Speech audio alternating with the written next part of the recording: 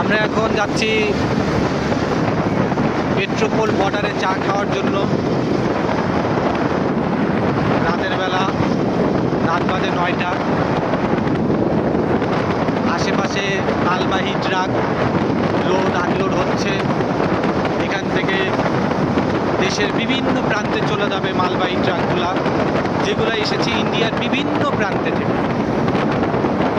ইন্ডিয়ার ট্রাকগুলা Botha Botha হয়, এই যে যেমন এই যে একটা সামনে নাক মুখ কিছু নাই, এটা যে সব ইন্ডিয়ার ট্রাক।